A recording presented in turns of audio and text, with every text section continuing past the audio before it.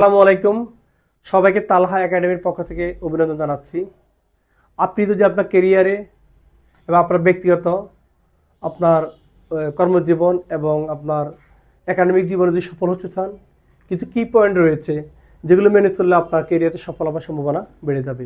সেই বিষয়ের আলোকে আমি কিছু বিষয় শেয়ার করতে চাচ্ছি।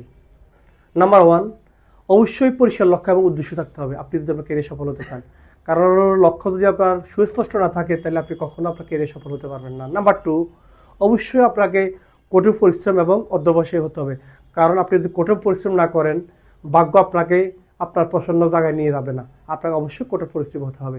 নাম্বার থ্রি, ধৈর্য এবং স্থিতিশীলতা থাকতে হবে। কারণ যখনই আপনি কোনো একটা কাজ করবেন আপনার অনেক বাধা আসতে পারে, বিপদের সম্মুখীন হতে পারেন। এই বাধাগুলো উতরাইয়ে আপনাকে নিজের সফলতার কাঙ্ক্ষিত লক্ষ্যে পৌঁছাতে হবে।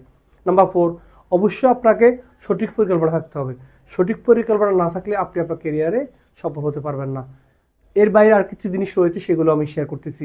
অবশ্যই আপনার শেখার আগ্রহ থাকতে হবে। প্রযুক্তির সাথে সাথে আপনাকে অ্যাডজাস্ট করতে হলে আপনাকে অবশ্যই নতুন কিছু শেখার আগ্রহ সবসময় থাকতে হবে এবং আপনার আত্মবিশ্বাস থাকতে হবে এবং আপনার যে ভুলগুলো করেন ভুল থেকে শেখার মানসিকতা থাকতে হবে। আপনি কাজের ক্ষেত্রে ভুল করবেন, এই ভুলগুলো যেন পুনরাবৃত্তি না ঘটে সেক্ষেত্রে আপনাকে ওই মানসিকতা তৈরি করতে হবে। যোগাযোগের দক্ষতা থাকতে হবে, কারণ আপনি যাদের সাথে কাজ করবেন তাদের সাথে যদি ভালো একটা সুসম্পর্ক তৈরি হয়ে থাকে সেক্ষেত্রে এই সুসম্পর্ক দ্বারা আপনার সফলতার জন্য গুরুত্বপূর্ণ ভূমিকা রাখতে পারে। সর্বশেষ একটা বিষয় তো ইতিবাচক মনোভাব।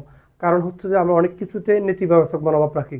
কেরিয়ার সফলতার জন্য অবশ্যই ইতিবাচক মনোভাব থাকতে হবে।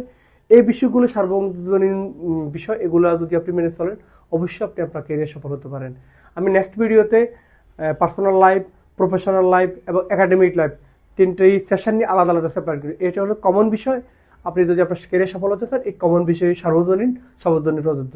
সবাইকে ধন্যবাদ তালা একাডেমির পাশে থাকার জন্য। আল্লাহ হাফেজ।